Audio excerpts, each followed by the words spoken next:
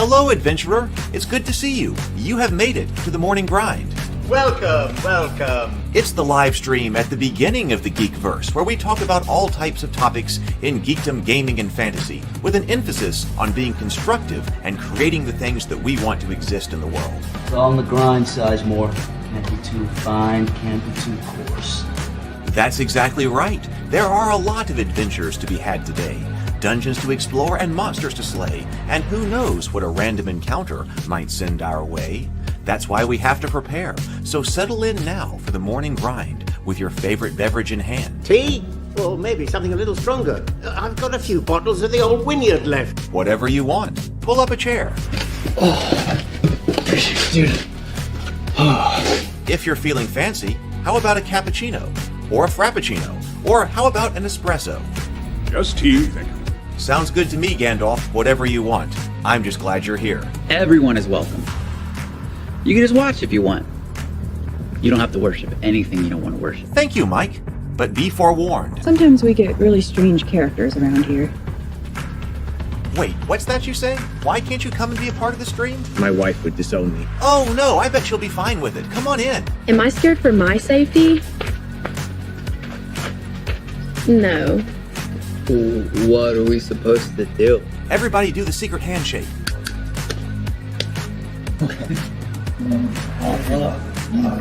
Secret cultist handshake. Oh, now do wizards who love each other. This, my friend, is a science. I still don't have gifts, but it's fine. It's all on the grind, son. Can't be too fine, can't be too coarse. Dude, this would be a sick place to bring the band. Indeed it would be, Dave. It really would. I'm seeing more people coming in. Welcome, glad to have you here. Oh look, here's someone new. Is this the cultist meetup? Yes it is. Come to hang out? Please accept me. I have nothing else. Okay, we accept you. Everyone's welcome here. Brought some snacks. Well, that makes things even better. You want some coffee? I don't drink coffee. You sure? It's cultist coffee. What makes it cultist coffee? I'm a cultist and I'm drinking it. Oh. Then I'll have some. What exactly is going on here? I'm seeing more people coming in. Welcome. It's so great to have you. Oh, and look, here comes another stranger. Can we help you? Yes, fellow cultists. I could really use some food. Oh yeah? Welcome. We have donuts. Oh, it's me. I'm glad I'm here. I'm sure you have a few questions for me, though. What's your name? Who do you work for? What god do you worship? Great questions, Rob. I'm Steve King, and I worship Nyarlathotep. No, not really. I'm just Heath, and I won't be worshiping anything this morning. But I will be your host. Welcome to the office. We're going to have a great time. I've got my coffee ready, because now it's time for the morning grind. If you could become a fish, that would be amazing. Then I could command you with my mental fish powers.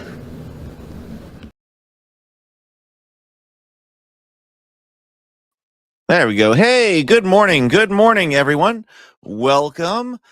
Today we're going to be taking a look at Sword Weirdos. This is the game that Mike was recommending, and I realized as I was getting this ready that we were actually supposed to continue with Vanguard because we hadn't finished that one yet. But I got to do that one physically here, and I got a bunch of stuff on my desk, and I wasn't quite ready. And I can do this one completely online because I've got a PDF. And so I was like, I already started preparing the thumbnail for it anyway. So we'll go back and pick up Vanguard, our part 2 on Vanguard. But for now, we're going to take a look at Skirmish Weirdos. So thank you to everyone for being here. Good morning. Welcome to my home. Welcome to the office, and welcome to the morning grind. It is great to have you. Let's see. So yesterday, I sat and was working almost exclusively on the Kickstarter yesterday, and got a lot of stuff done. All of the print files for Cthulhu's ABCs are now with the I guess with the printer, with drive-through fiction. That's what the one that I'm using. They haven't sent it to their out to the printer yet, but I've uploaded to drive-through They are checking over the digital files or whatever, and then we'll send that over. The next step after that will be to order a physical proof to make sure that everything is ready. So that all got done. I had to fight a little bit more with Adobe InDesign, but I think I finally figured it all out. The things I need to figure out, the exports with the different margins and everything exactly like they wanted it. I don't know how many exports, try to get that to work, but I did finally get it. And so that's progressing. The next thing I'm going to do, I'm not quite ready to completely finish the RPG yet, but I'm going to finish basically all the layout. I'm going to sit here and I'm going to work on the layout today. And I've got things like to do the covers and things with, so I can get those going. And then just continue. I was also looking this morning. I was like, okay, I also need to get out the pledge manager for that, because I want to talk to the shirt printer, which means I'll need to know what size shirts everybody wants. So I was looking today on Kickstarter because they've got the new pledge manager that's built into Kickstarter. Let me try it out. Let me see what's going on. And it may not actually be exactly what we need for what I'm trying to do. I was, it said, hey, answer these questions. And then I answered the questions like, well, this isn't for you. You're gonna have to use something else. Because it was like, hey, so are all of your awards going to be shipping from one location? And I was like, well, no, some things will go from this printer, some things will go from that printer, some things will come to my house and I will ship them out. And they're like, oh, well, then we can't help you. In order to use the pledge manager, all rewards must be shipped from a single location. Like, okay, well, is there some way I can get around that or whatever? So it may be that I just have to send out the surveys. I really wanted to try it, especially since it was a smaller Kickstarter to, just experiment with different things. But I may not actually be able to use it, and just we'll have to use the surveys and then send out shipping through Shopify, like a Shopify invoice or something. So I don't know. I only looked at that for about 20 minutes this morning in order to figure out that it really wasn't working. And I was like, no, I gotta get ready for the grind. So I am also going to be looking at that this afternoon and may get make a call on that, figure out whether or not I can use it or not. And then whichever one I need to do, I need to go ahead and get surveys out so that I can get shirt sizes. That's the big thing. Shirt sizes, so I know what kind of shirts to get. Otherwise, we're moving on. I also put out a clip this morning of the cultists using power word kill. So that was the clip where the power word kill, Dave and Ben try to use power word kill to kill Steve.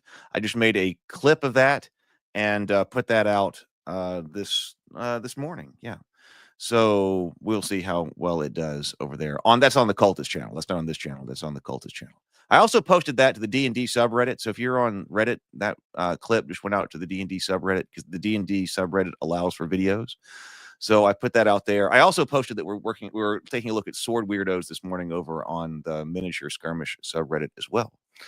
And then also I did get out the Kickstarter update. So I need to send out emails. I haven't sent out emails yet about some of the new stuff, but I did send out the Kickstarter update, which I had been meaning to do. So today, continue working on the layout of the books, getting the covers ready, seeing whether I can use the pledge manager if I have to just send out surveys, and contacting the shirt printer. Those are kind of my big things for this afternoon, or the rest of this morning and this afternoon. All right. So let's see. Ham Pants says, this is okay. So this is the guy. This is the Garsky Games. This is the who publishes Sword Weirdos. So Garsky's latest game is Void Fighters from Osprey. It uses the same dice mechanics in space dogfighting. Okay, all right. We will see. I've been trying to be productive. I feel like I've been massively unproductive. Oh, I did. And for the weekend, I did go and play. Sunday afternoon, I went over to my brother's house and spent the night there. And then we played a Magic tournament together, my brother, me, and all the boys. We played Magic that Monday morning and had a great time. But then I didn't get anything done Monday afternoons. That's why I was really trying on Tuesday. All right. Let's see. Yeah, because I got to get the shirts chosen too. Because at the moment, not only the sizes. Yeah, I suppose that's also important. Not only do we have to know the sizes of the shirts, but we also need to know exactly which shirts people wanted. So, Oftentimes, unfortunately, even in something like the actual pledge manager, big big P, big M, pledge manager of the company, you would think that, hey, I need to be able to give people two options: select shirt design, select size, and sometimes even that can be absolutely frustrating. But I do want to go ahead and I'm trying to be productive and go ahead and work on that as much as possible to go ahead and move this through, because there are other projects I want to do and I want to be able to do them on Kickstarter potentially. So need to clear this one. I don't want the Cultist Kickstarter to be, needlessly hanging around. I was third. The first two games I opened with, I just completely blew. Like the first one of these red decks or something, the hand that I just drew was just awful, and the deck didn't even get off the ground. It was a really short game, so I lost that one pretty handily. And then I did lose another one. Yeah, what we did is there were 5 of us, so we were playing 4 games. We brought 3 decks. We were supposed to have 3 decks, and you played one of them twice. And then you randomized which one you were going to play. So who you're playing, and then you would roll to see which one you're going to use. And you only use, each one time, except for the one that you're using twice. So I pulled in, I had another deck that I hadn't really gotten to work with yet, and it did lose. So I was, third out of 5. Okay, well, let's go ahead and take a look at what we got going on here. So that's kind of an update to where we are. And I don't know where my background is. Yeah, I could use Backer Kit for the Pledge Manager if I wanted to pay for Backer Kit. See, the problem with going to the other things, like a third-party Pledge Manager like that, is that, first of all, they will charge. So I will have to pay to use Backer Kit. And that also, like when I was using Pledge Manager, they have to set it up for you and you have to get approval. So I would have to load all of the data in there, which will take additional time. Which is, when you're doing one of the big Kickstarters, like it adds about 3 to 4 months onto your campaign in order to use a third-party Pledge Manager. Because then, like, you have to ask them for approval. Hey, I would like to send out the smoke test, or hey, I'm ready to send all that. So you have to start. You don't have control over that. You have to. You're assigned somebody to help you, and you let them know, hey, I'm ready to go ahead and release this, or I'd like to have this updated. And that was always, we used Pledge Manager quite a bit, the company Pledge Manager. But, loading all that data, you loaded all that data into Kickstarter, and now you have to load all the data again. And it sucks. It would be so nice if Kickstarter you could just do it internal to Kickstarter. That would be so nice.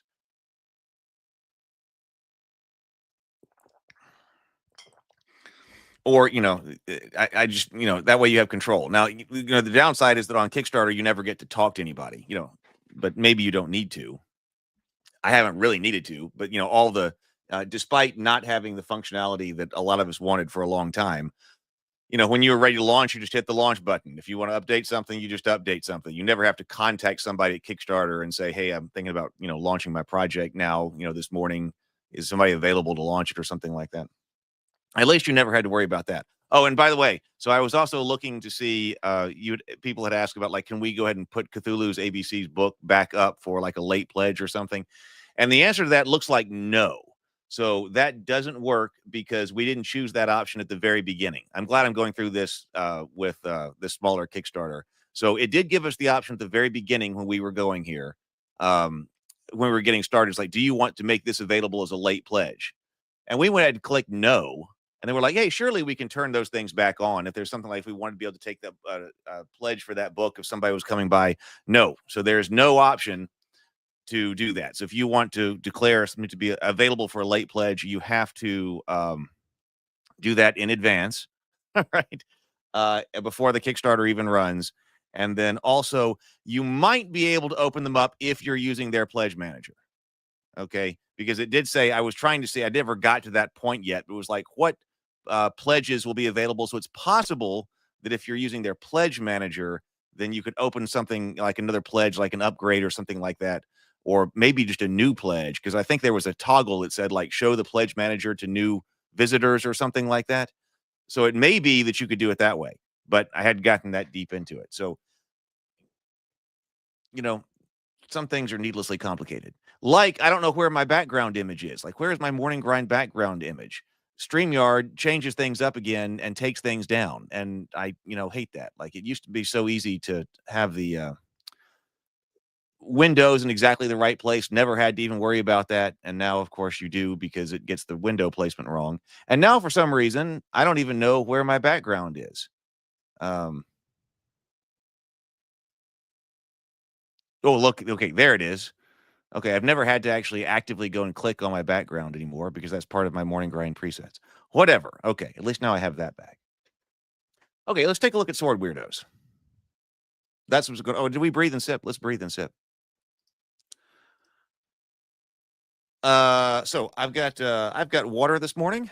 It's getting cool enough. I had some coffee this weekend while I was playing the Magic games. Getting a little bit cool here. They call this like fake fall, so it'll probably get a little bit warmer here in Alabama, which, by the way, we are getting U.S. Space Command.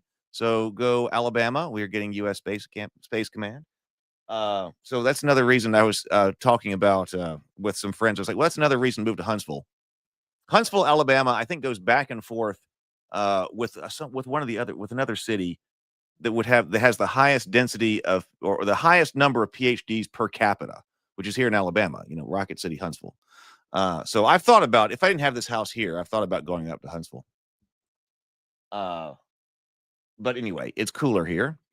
So as it gets cooler, I might start to drink coffee again. But we got to go through the fake fall first. All right, so I've got water here. Let's breathe and sip. We're going to take 2 deep breaths. Deep inhales, complete exhales, and then take a sip of your favorite beverage this morning. So here we go. Let's breathe.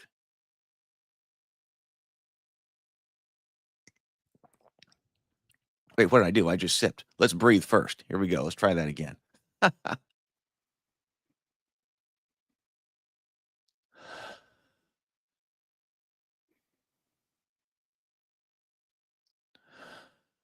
And sip.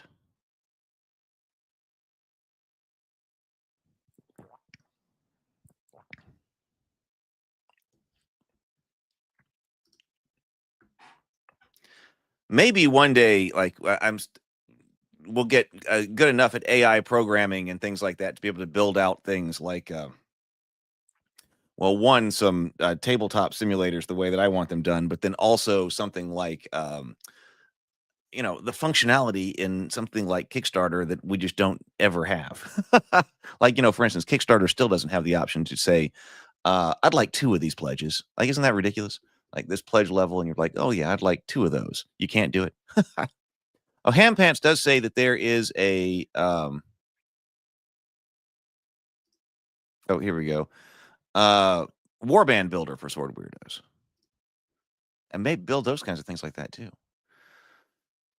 Okay, so let's see. After I released my first minis game, Space Weirdos, I started to get a lot of when are you doing a fantasy version questions, which was great. I was glad people liked Space Weirdos enough to want a new game with the basic fantasy rules, with the same basic fantasy rules. But I wondered what I would do differently that wouldn't just be a reskin of Space Weirdos. I had to think about it for a long time and play a lot of video games to come up with the answer. Instead of being pretty general in order to cover the vastly different kinds of sci-fi miniatures out there, I'd be specific instead. You'd be able to pick up just about any historical or fantasy model you own and make a unique character. The model's creation rules are more involved than Space Weirdos, but it feels more like D&D character creation, which on its own is lovely fun. All right. So this came out in 2003. So let's find out. Okay, so game materials.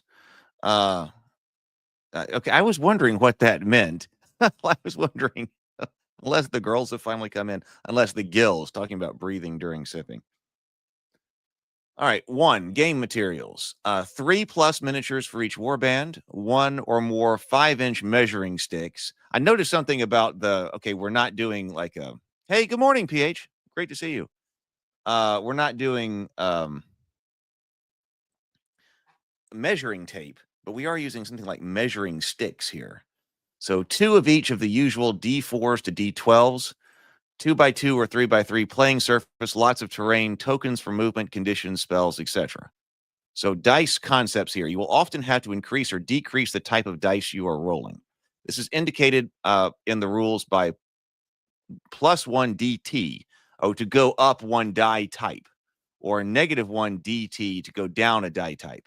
These modifiers stack. The order of the die types is D4, D6, D8, D10, D12. No roll can go lower than a D4 or higher than a D12, no matter how many shifts you may be indicated. Shifts may be indicated. 2.1, other modifiers. Some classes and weapons add a bonus to various rolls. Simply add the bonus to the total rolled. This isn't a die type shift. These are indicated by +1, +2, etc. If a model receives a bonus from several sources, add them together. Never re-roll more than once. The new roll must be accepted. Common rule. I think every one of the ones that we've read has had that. Opposed and unopposed rolls. There are two kinds of rolls in Sword Weirdos, opposed and unopposed. When making an opposed roll, you are rolling versus another player, such as might versus defense when making an attack. When making an unopposed roll, such as recovering from being staggered, you roll your dice and your opponent rolls 2d6s. If you roll equal to or exceed their roll, you succeed. Equal to or exceed.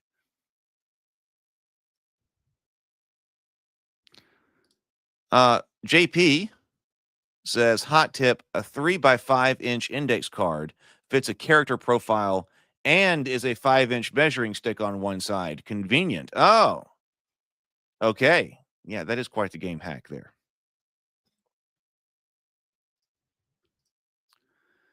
Measuring and movement. So distances are measured in sticks, a 5-inch long stick marked in the middle. Within one stick means a stick placed between a model and another model terrain touches both. Movement is always in a straight line. A model does not have to move the full distance of the stick. Movement is always in a straight line. A model touching another model is in base-to-base contact. A model is always in base-to-base with itself. Oh, see, I was not in on the Nimble Kickstarter, and I'm kind of curious about that one. I think we ought to look at that. So it says, Sable says, my fulfillment of Nimble 5e came the weekend before Labor Day. They just make movement 6 inches on your turn, or the distance from stretched thumb to pinky tip. Pretty good rule of thumb. Have you had a chance to look at Nimble yet, Sable? I guess I have to get it off of Kickstarter because I tried to get it and like the box wasn't available because it was still being fulfilled on Kickstarter, I guess. Model attributes. Each model has the following attributes which define its effectiveness and abilities in the game. Speed, rated 1 to 3, is how many of the model's actions can be move or disengage actions.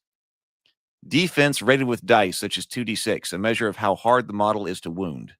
Might, related to dice, such as 2d8, rated with dice, such as 2d8, a measure of combat expertise and weapon power.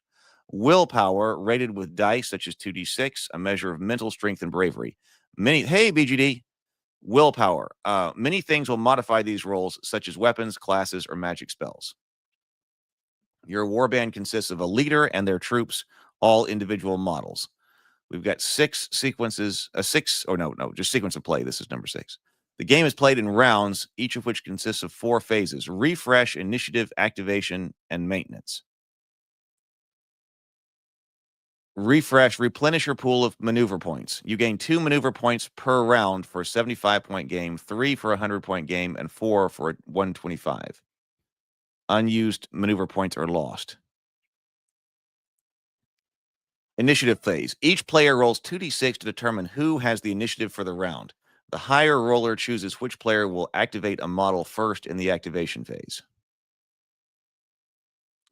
A warband with a tactician leader rolls with +1 die type.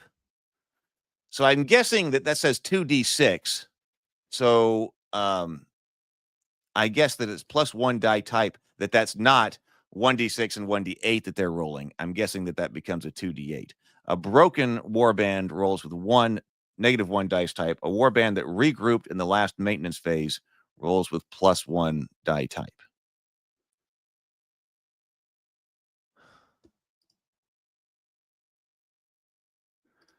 Sable says Nimble is great. They take everything in standard 5e and compress it down to 3 books between less than 100 books. 3 books between less than 120 pages. The core rules is the shortest, 56 pages. I do want to get a hold of that. I want to get a hold of Nimble, and we'll take a look at it here on the grind, I'm sure. Because it looked very interesting. Well, at least we are here. The books are so compressed that it really does help to already be familiar with D&D, or at least Titter Pigs. So activation phase. The player with the initiative decides if they or their opponent will activate a model first. The players alternate activating models until all have been activated. Okay, I thought this was going to have something to do with our maneuver point, so it is not. So we haven't seen that yet. So we are going back and forth for each of the activations. Oh, and Sable or PH says, guys, I've started a Knave 2nd edition campaign. First time for my group. It was really fun. The roles can become a little repetitive if you rely on them, but using the player's insights and ideas to engage in the narrative makes it really enjoyable. Besides that, the limitations and overall spirit of the game makes it an exercise in creativity, especially when it comes to terrible or situational spells. The wizard has to really think about how to use that to his advantage. Well, I'm glad to hear that. I was a little bit I thought that Knave 2nd edition had gone in kind of a strange direction after we had read, to me, I thought after reading the first Knave. But that's good that I don't remember a whole lot about it, but I've got it here. So I'm glad that it's going well. A player with the initiative decides if, and then we're alternating, we said. Each model can take 3 actions on its turn in any order chosen from the list below. Okay, take 3 actions chosen from the list below. Some options may be used more than once. No, some options use more than one action. Some options use more than one action, and some can only be taken a certain number of times in one activation. So we saw that our speed is rated 1 to 3, is how many of that model's actions can be move or disengage. Resolve each action fully before moving to the next. Move, melee attack, ranged attack, reload, disengage, cast spell, recover, stand, or interact. Oh, I like interact here. I would definitely have added like interact into a game like this. So I'm glad they've got it. Move. A model not in base-to-base contact with an enemy may move actions up to its speed attribute value. For each move action, the model may move up to 1 stick in a straight line. A model may move over obstacles at no penalty. So I guess since you're going a straight line, we got this 5-inch stick that if you need to like turn around something, you're going to move straight. And then if you have another move action, you can move in another straight line, like around a corner or something. I guess that's how we're going. But it does say up to 1 stick. For each move action, a model may move up to 1 stick in a straight line. So if you're trying to move around something, it sounds like you could move 3 inches in one line, and then if you got another move, 5-inch, 1 stick in another line in a different direction. That's the way that I'm understanding that's going, at least at the moment. And I did get completely screwed up with whatever our attack values last time on one game. So as we're going through, open to revision. If we have new information, a model may move over obstacles at no penalty. Climbing a terrain piece is tall or slightly taller than the model generally costs 1 move action. Discuss with your opponent. A model that moves in base-to-base contact with an enemy must stop. Place a movement token corresponding to the number of move actions taken next to the model after its activation is done. You may place the model down at the end of its move action if you wish. Maybe down's like prone. We got feet markers here. Oh, right here. So place a movement token. That's what it's showing right here. Place a movement token corresponding to the number of move actions it has taken after its activation is done. I think that's what this is showing right here. So this guy did 1 move, this guy did 2 moves, and this guy did 3 moves. A model in base-to-base contact with an enemy model may take a melee attack action using a melee weapon if they are armed with. Unless otherwise noted, a model may take a 1 melee attack action with each weapon they are armed with per activation. So dual wielding does get you another attack, right? A model may take 1 melee action with each weapon they are armed with per activation. Oh, per activation. Yeah, per activation. An attacker declares which weapon they are using and rolls their might dice versus their opponent rolling their defense dice. Compare the 2 rolls of the attack dice.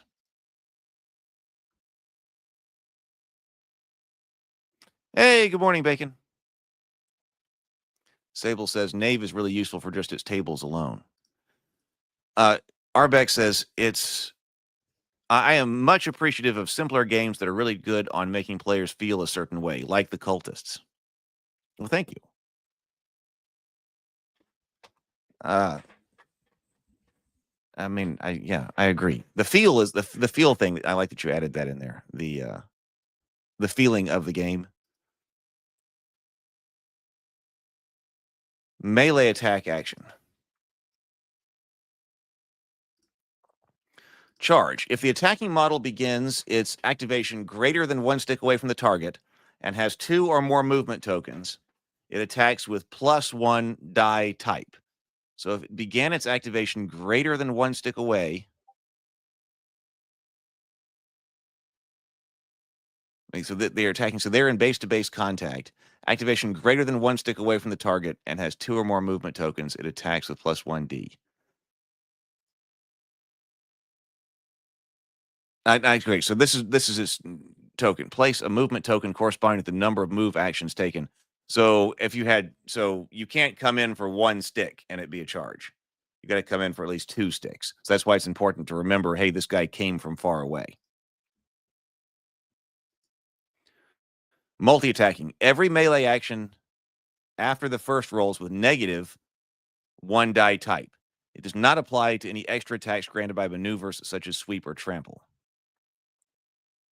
Because one activation activates both weapons, like if you're dual wielding, right? So you can attack twice and get another. Well, if you just had 1 weapon, I guess you would attack again once. If you have 2, you could attack again twice, right? But we're going down a die type. Gang up. If more models from the attacker's warband are in base-to-base contact with the target models from the other warband, the attacker gets a bonus, +1 die type. If the target model and the attacking model are on opposite sides of an obstacle, it rolls defense +1 die type. If the target is down, it rolls defense with -1 T, -1 die type. If the target is staggered, it rolls defense with -1 die type. Place the model down if you wish. I suppose that is still like prone. So there must be some advantage to being down. JP says 10-inch charges on a 24-inch board means you won't get a lot of charges off late in the game.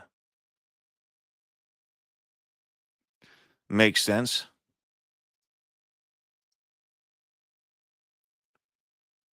So here, okay, we got an example.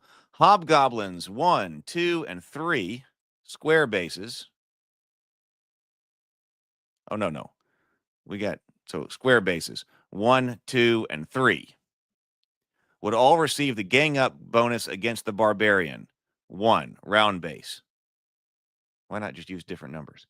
Okay, barbarian 1, round base. Since there are 3 hobgoblins in base-to-base versus 2 barbarians, remember a base-to-base model is always in base-to-base. A model is always in base-to-base with itself.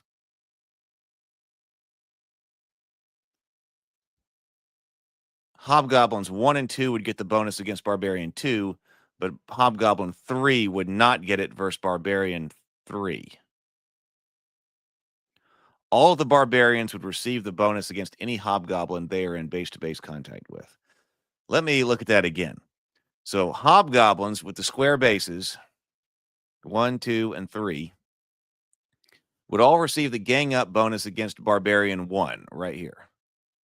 Since there are 3 Hobgoblins versus 2 Barbarians.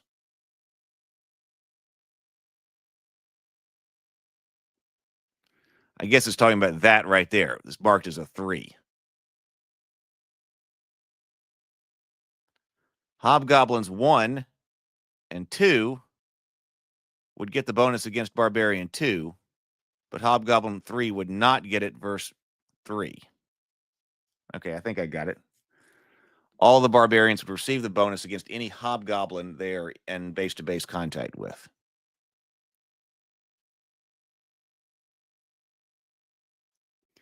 All right, ranged attack. A model not in base-to-base contact with an enemy and armed with a ranged weapon may take a ranged attack action. A model with any reload tokens must remove them before they can take ranged attacks. The attacking model must have line of sight, according to page 10, and the target must not be in base-to-base with another one of your warband's models. Unless otherwise noted, a model may take one ranged attack action with each ranged weapon they are armed with per activation. So if you got, I don't know how often that happens, but 2 bows or like maybe 2 like hand crossbows or something, since it's fantasy, the attacker declares which weapon they are using and rolls their model's might dice versus their opponent rolling the target's defense die. Compare the 2 rolls on the attack roll table. Might versus defense, attack roll table. Ranged attack modifiers. Shot on the run. If the model shooting has 2 movement tokens, it rolls at -1 die type. Multi-shot. Every ranged action after the first is -1 die type. If the target model has 2 movement tokens, it rolls defense with +1 die type. Well, that's interesting. So not only are we talking about this guy, the attacker, being penalized for movement, which is pretty standard, but here, if the target model has 2 movement tokens, it rolls with defense +1 die type, representing, moving around and being more difficult to hit. I haven't ever seen that before. If the target model has 3 movement tokens, it's +1 defense type, +2 defense type. If the target model is concealed by any amount of cover, +1 die type. If the target is staggered, -1 die type. So here is our attack roll table. Might roll is less than or equal to defense roll. Attack misses. No result. Less than or equal to. So it has to exceed. Greater than the defense roll, target hit, roll on attack results table. Double target hit, roll on attack results +1, or triple attack results +3. So here is we got ranged and difference between ranged and melee. So 2 to 3, counter strike. If able, the defending model may immediately take a melee attack action against the attacker. This is a new roll, right? Yeah, roll on the attack table.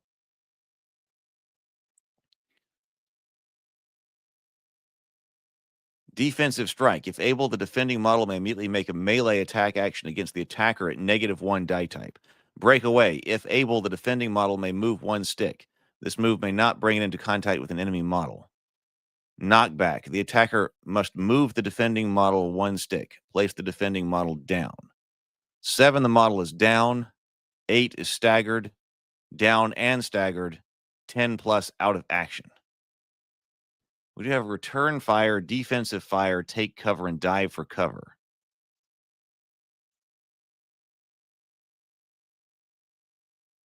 So you really got to roll. So this is 2d6. Okay, this is 2d6 plus the modifiers. And I guess the modifiers are the ones that are coming off this attack roll table. Because we had modifiers to go to the attack roll table with. Yeah. Mike says you're rolling 2d6 on this chart. So 7 is the most common value rolled here. Yeah, so 7, so we got the curve around 7 here. So 7 down is common. On the shoulders we have 8 and 6, 9, and then 10+.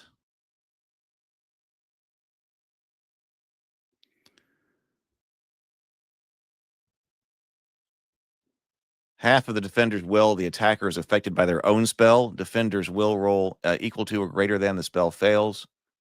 Equal to or less than. Greater than the spell takes effect. A reload action, remove 1 reload token from the model.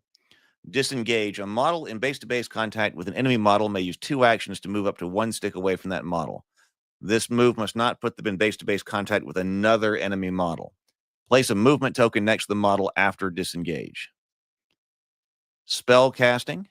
A model can cast a spell. A model that casts spells may use 1 action to cast a 1-point spell or 2 actions to cast a 2-point spell. Spells require line of sight, unless specified. To cast a spell that affects the caster, an ally, or an object, make an unopposed will roll. If the roll succeeds, take the effect described. To cast that spell on the enemy target, make opposed will rolls. Compare the 2 rolls on the spell attack result table. We just saw that.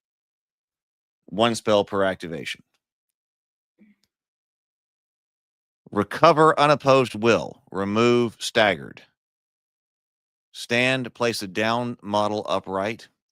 Interact. For 2 actions, a model may take an interact action. Many maneuvers require an interact action to activate. Some scenarios may have objectives where an interact action is needed to complete some task. Examples include opening a stuck door, picking a lock, or disarming a trap. Some situations may require an unopposed roll to successfully complete the interact action. Once everything's been resolved, go to maintenance, resolve any scenario-based events, check for broken warbands. If at the end of this round your warband's leader is out of action or your warband has half or less of its starting number of models, you must check to see if it's broken. Make an unopposed will roll for your leader, or if your leader is out of action, the highest will left in the warband. If you fail, your warband is broken and rolls initiative with -1 die type for the remainder of the game. They don't automatically run, but you're at -1 initiative for the rest of the game. What did the maneuver tokens do? I don't know if we've seen those yet. Well, those must still be coming. Remove all movement tokens. If you have maneuver points left, you may use the regroup action. Return to the refresh phase and a new round begins. Sable says, man, going over a skirmish game like this makes me want to go break out all of my Mage Knight figures again. I've never played Mage Knight. That was one I never got into. Okay, so here are the descriptions. Ready. A ready model has none of the below conditions. A model must be ready to perform any action except stand to recover or to use maneuvers. Down model is laid on its side. A down model must take a stand action or, to become ready. A down model is not considered in base-to-base contact with an enemy model with regard to move or ranged attack actions. I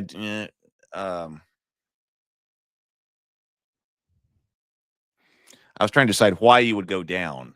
Like it said that you can freely do that after a move. It's not considered in base-to-base contact with an enemy model with regard to move or ranged actions. Maybe that's why. Staggered model cannot take any action other than recover. A staggered model is not considered to be in base-to-base contact with enemy models. Out of action is out of the game. A model that is down and receives another down condition is now staggered as well. A model that is staggered and receives another staggered condition is now out of action.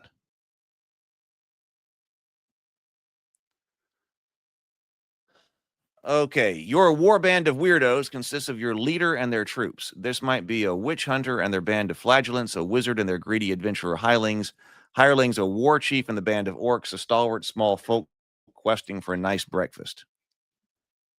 75, 100, 125. Your weirdos may cost up to 25 points each. Your warband stats are not a secret. Let your opponent look over them and answer questions when asked. We're using WYSIWYG. What you see is what you get. Look at your model. The class, weapon, and stats you buy for them should be a close fit. Remember, you are not trying to build a rule-bending killer model. You're building a character for a fun, casual game. Follow these steps in order to build a model for your warband. Total the points from the steps to find the final cost of the model. All models have a class. This can limit your attributes and determine which weapons the model is proficient with. So choose this first. Some classes are more rare than others and may only have 1 or 2 of your warband may have them. Leaders may purchase 2 classes. Then you purchase weapons. Purchase weapons for your model. Generally, this should be what they have in their hands. But if a model has both a ranged and melee weapon, you should have whatever they're not holding on their back or on their belt or back. Weapons are grouped into categories. Weapon properties are always in effect. Maneuvers represent the strengths of your weapons and other items wielded by your models in a game of Sword Weirdos. They can give bonuses, force movement, and sometimes interrupt the normal sequence of the game. The description will tell you when you can spend a point to activate that maneuver. All models can use the universal maneuvers. I guess we haven't gotten to that yet. Purchase attributes for your model. So speed, level 1, 2, and 3. Defense, 2, 4, 8. D6, D8, D10. I guess you're looking like what type of armor they've got. Might, willpower. Unless otherwise noted, a model may only have 2d10 defense if armed with a shield. Oh, a model may only have 2d10 defense if armed with a shield.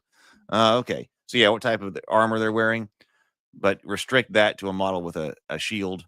That way they can't have some other weapon. Unless otherwise noted, a model may only purchase 2d10 might here if armed with a two-handed weapon. If such a model also has a one-handed weapon, attacks with that weapon roll with might at -1 die type.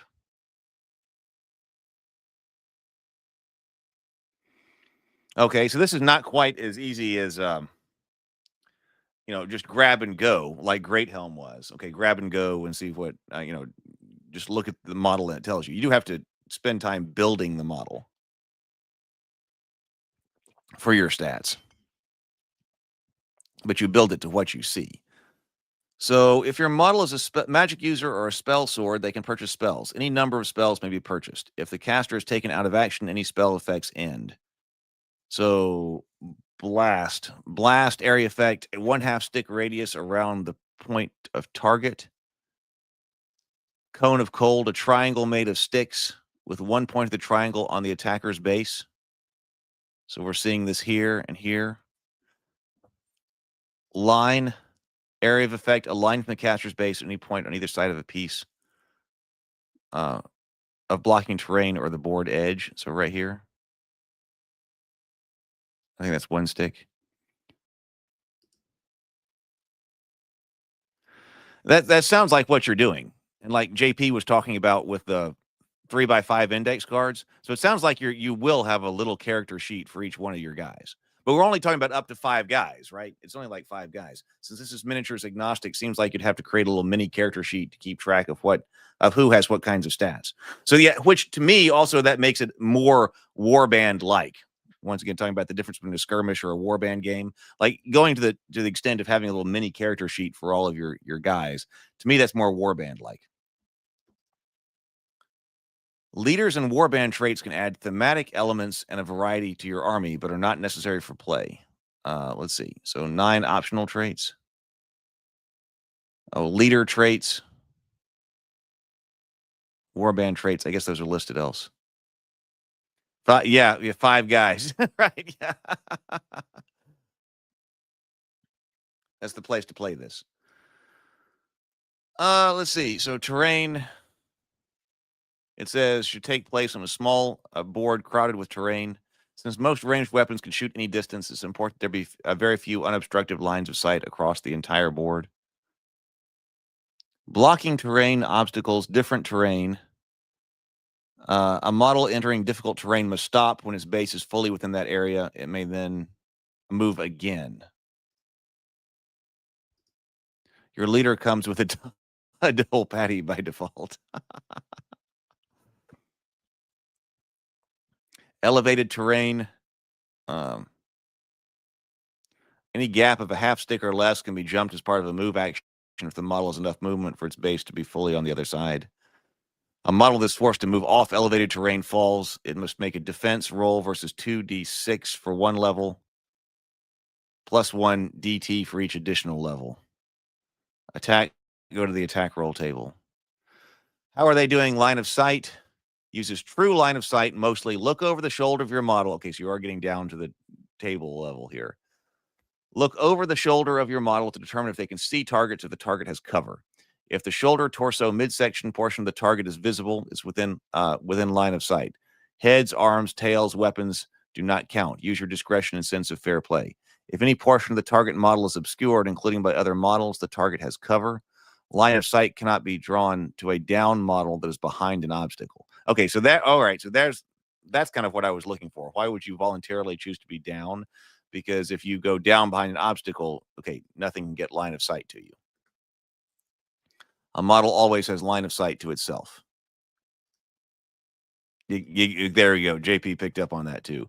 Down behind an obstacle. There's our reason to choose to be down.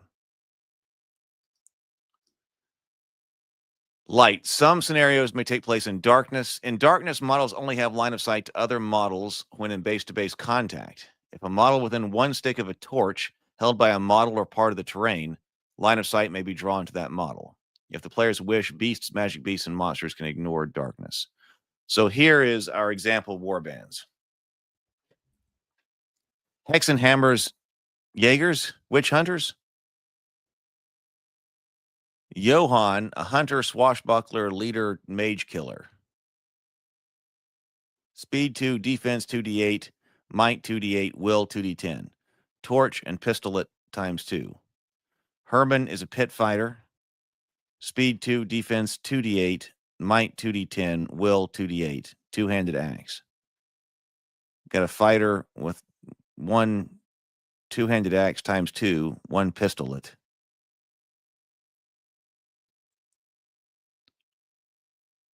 Lots of example war bands here. Scenarios. Kill 'em all.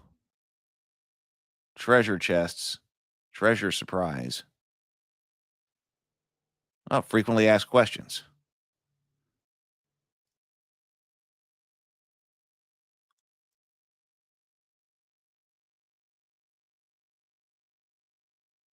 Let's see. If my model is staggered or down, can it do any of the things on the attack table, like return fire or repostay? No, the rules about what a staggered or down model can do are in effect here.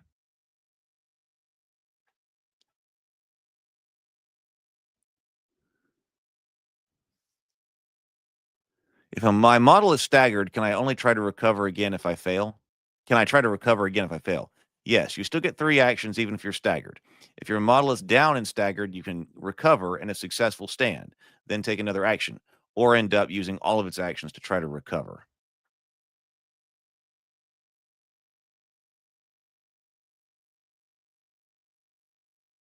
Here are our classes. Okay, Acrobat costs 1 point and limited to 2. Alchemist, 1 point. We also have weapon proficiencies here, simple and ranged. Here's our rule for cavalry. 2 points, limit 1. Simple, martial, ranged, and shields. +1 might when making attacks against a non-cavalry model. +1 to defense when targeted with a melee attack. And -1 defense roll when targeted by a ranged attack from a non-cavalry model. Cannot climb terrain. Knows the trample maneuver. JP says that example warband lines up pretty tightly with Games Workshop's Underworld's Hexbane Hunters. Oh, well, okay, so probably he's built out some things here that people probably already have. I mean, that would make sense. But like maybe these with like Arquebusiers and Lance Connect, maybe that's something like the Empire, something for Empire models.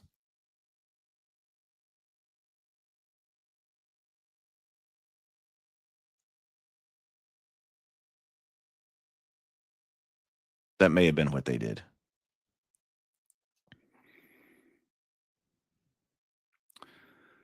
So we got Necromancer, Monster, Martial Artist, Magical Beast, Magic Users.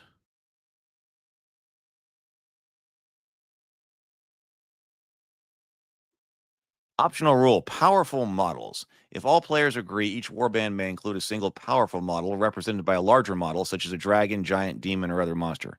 This model may have up to 2 classes and may be up to 30 points, but may not be the warband's leader. The first time this model would be taken out of action, it instead immediately becomes ready again. The second time, it's removed from the table. So here's some weapon tables: simple, ranged, and shields. Simple weapon, bill hook, 2 hands. Properties: reach, maneuvers, drag, points 1. Dagger, quick, weak, maneuvers, weak spot. Spear, hands 1 or 2, piercing, +1, reach, maneuvers, set. Ranged weapons. Lots of options here. We have short range, long range. Like bow, long range. That pistolet was short range. Throwing axe, short range. Shields. Buckler gets you parry. Shield gets you parry and block. Weapons, martial, natural, and magical. So now we get axe, lance,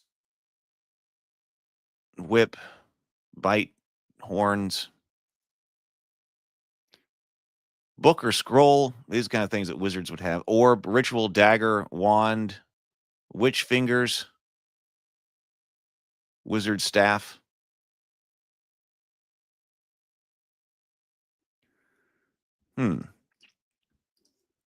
So here are all our weapon properties. Somatic, +1 to will rolls for each empty hand when casting a spell. So that's like that witch fingers. That's like an empty hand for casting. Weak says no matter what the wielder's might, attacks with this weapon never roll more than 2d6 might if one-handed or 2d8 two-handed. Wounding, re-roll ones when making melee attacks with this weapon. Short range is this weapon may only target models within one stick. Okay. Medium range, this weapon may target any model within line of sight, but attacks on targets greater than one stick away are -1 die class. Long range may target any model within line of sight.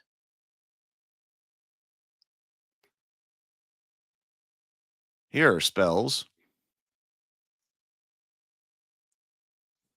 I mean, I do like this.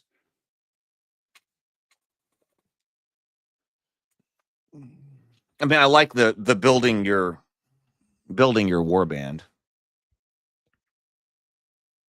I don't know which one is better, grab and go or this. I mean, this takes, but this is also like, creating your magic deck or something. Sometimes it's good to have something that you can do outside of the game when you're not playing with somebody else. So you do have a lot of options here.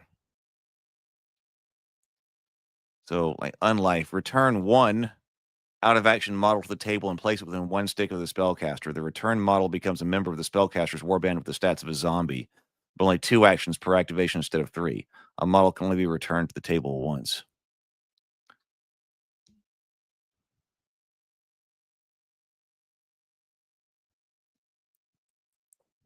So here are the maneuvers. So I guess this is what's using maneuver tokens, right? I would guess we got some type of how many page is that on? 19, because we've got some we hadn't really heard about those yet, but we do know that you gain at the refresh phase you gain 2 maneuver points per round in a 75-point game. So that's like controlling these special attacks or special actions. We did read that these are supposed to be like big major like things that you can do, right? So like parry, when used, a melee attack is declared against the model. Use when a melee attack is declared against the model. +1 die type to your defense roll. Yeah, so these do use the maneuver tokens. Mike is confirming. So you don't get to parry. If you've got a shield, you don't get to parry every time. But you have the option of using one of your maneuver tokens to initiate that parry. Or actually with a block. Like block was with shield. Actually, I think you could do like parry with a buckler or something. But block. Use when a ranged attack is declared against the model wielding your weapon. +1 against your +1 DT to your defense roll.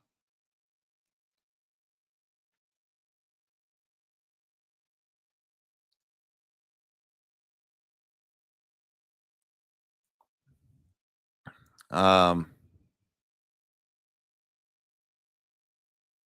rally, use when this model uses an interact action when your warband is broken. Then the warband will no longer become broken. Weak spot, use when this model hits a target with a weapon, +1 to the attack roll table. Didn't like dagger have weak spot or something? Set, that was the spear. When an enemy model has started its activation more than one stick away, it moves into base-to-base contact. Immediately make a melee attack weapon against the enemy with this weapon. Leader traits, enchanted weapon, enchanted shield, extra planar, hero or villain, mage killer. Oh, I saw a mage killer with the witch hunters. That was a leader trait. Noble, attack actions targeting this leader instead target any other model in the leader's warband that is within 1/2 stick and has fewer points than the leader. Majestic, anytime a model in your warband has line of sight to the leader and makes a will roll, that model may use the leader's will instead. Have enchanted weapon. Here are the whole warband traits. Adventuring party. This warband may not have more than one of any class. Gain 1 extra maneuver point per round. Otherworldly. All points in this warband, all models in this warband may purchase a +1 spell. Soldiers. At least half of the members of this warband must be fighters. If models in this warband are in base-to-base contact with an ally, they gain +1 to defense rolls. The Thieves Guild. This helps you be thematic. All warband members must be acrobats, assassins, spies, and thieves. Interact costs 1 action for this warband. Not affected by darkness. Undead. Recover actions are automatically successful. May purchase bite and claw natural weapons. Not affected by darkness. Then we have a play example. Do we have time? I don't think we have time to look at the play example. Well, that's not a very long play example. We've been going for an hour. Let's just take a look at what have we got? Example of play. Okay, let's just look at the example of play. Let's just see what it says. Okay, so Pat and Sam are playing a game of Sword Weirdos. Pat is playing the Firebrands, who are trying to clear some ruins of the Gut Spillers, a warband of humanoids played by Sam. We pick up the action on round 2 with the Gut Spillers having initiative. Sam activates Gark the Hunter to fire her bow at Jess, a fighter. Gark has a might of 2d8, and Jess has a defense of 2d8 +1 because she has a shield with a defensive property. Gark is a hunter, so even though Jess is behind cover, she does not get +1 DT to her defense from it. Pat decides to spend a maneuver point to use Jess's shield block maneuver. This will give her +1 DT to defense. Sam rolls 2d8, getting a 14, and Pat rolls 2d10 +1, getting a 12. Okay, so Sam is playing Gark the Hunter, and then Pat is playing Jess. So Gark's arrow has struck home because Sam rolled higher. The attack result table rolls an 8, and Jess is staggered. Pat puts a token next to Jess for Gark's second action. Sam uses reload, so Gark is ready to fire her bow again, and then a move action. It's now Pat's turn to activate a model, so they activate Sorka, the Firebrand's leader and magic user. First, Pat has Sorka move closer to bring her within spell casting range. Next, Pat spends 2 actions to cast a fireball spell. I guess this is what's going on up here. Targeting a spot where it catches 2 of the Gut Spillers. Sorka rolls 2d10 +2 for her willpower, since she has 2 witch fingers. That looks like we're catching 2 targets up here, and so there's apparently nothing in her hand, so she's just casting, has witch fingers. The Bugbear Barbarian defends with 2d6 willpower, and the Hobgoblin with 2d8 willpower. Sorka gets a 12, the Hobgoblin a 7, and the Bugbear gets lucky and rolls boxcars, so only the Hobgoblin rolls on the attack table. A 10 is rolled, and the Hobgoblin is blown up by the fireball. So we're not doing wounds and things like that in here either. We don't have hit points. Sam now eagerly activates the Gort, the Bugbear Barbarian. Gort could reach the other side of the wall in 1 move, but Sorka would get the +1 DT to defense. However, Gort is a barbarian, so he ends his move within 1/2 stick of Sorka. He can just move base to base on the other side of the wall, so he does. Wait, so Gort is the barbarian, so he ends his move. So if he ends his move within 1/2 stick of Sorka, he can just move base to base on the other side of the wall, which he does. Sam now has Gort use a melee attack action to pound Sorka with his mace. Gort has 2d8 might, and Sorka has 2d8 defense. No one has any maneuvers to use at this point, so they roll the dice. Sam rolls an 11 for Gort. Pat only rolls a 4 for Sorka. Matt could spend a maneuver point. So that's not maneuver points. That's available maneuvers. They didn't have any available maneuvers. But Sam could spend a maneuver point to use Bell Ringer to automatically stagger Sorka. But the 11 more than doubled the 4. So there would be a +1 on the attack roll table. Sam decides to risk it. The roll is 6, knockback. It's not a killer stagger, but Sam gleefully moves Sorka 1 stick closer to the rest of his warband and places her down. With Gort's last action, well, that's good. So knock back and places her down. With Gort's last action, Sam moves back into base-to-base contact with Sorka to give the gang up bonus later. Sorka is in big trouble. All right, how do we feel about this one? So that's it. There's a lot more in it. I mean, so we've looked at quite a variety here. This is the most complicated. Well, no, I guess there's a lot going on in Vanguard, which we will get back to. So a lot going on in Vanguard, but Vanguard, this one seems older school. This one feels kind of like an older school game to me. Talking about having a feel or something like that. There's a lot going on in it. There's definitely a lot going on in this one.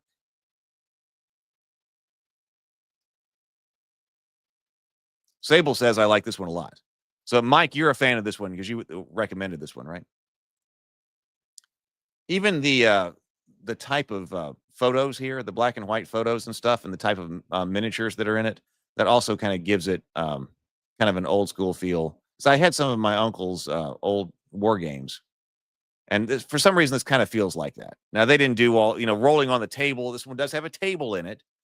Those didn't do the different die types and things like that. But, consulting a table, it does seem old school. Mike says, I like this one, but I'm biased. And okay, and Better with Bacon says I like this one. So JP says you can do a lot with the Weirdos rules that use existing fantasy and near fantasy miniatures. Great for any 5 minis you can scrape together for a team. Yeah, and that's, that does have a lot going for it. And of course, we've seen that actually a lot with several of the games that, hey, let's be miniatures agnostic, grab some characters and go. Sable says, you can tell this one is heavily inspired by D&D. I've never looked at Chainmail, but I'm curious how similar they might be. Well, we've looked at Chainmail. So if you have not seen Chainmail, look up Chainmail here on the Morning Grind. We have a live stream covering it. So if you want to go back and see what Chainmail was like, we did go through it. All right. Well, I'm out of here. I'm going to work on my layout, and maybe you might get something if you're on the Kickstarter. You might get something about a pledge manager or a survey today. Maybe. We will see. I'm going to get to work on that. But this was enjoyable. Thank you very much for this recommendation, Matt. We'll be back maybe on Sunday and probably taking a look at continue with Vanguard then. All right. Later, everybody.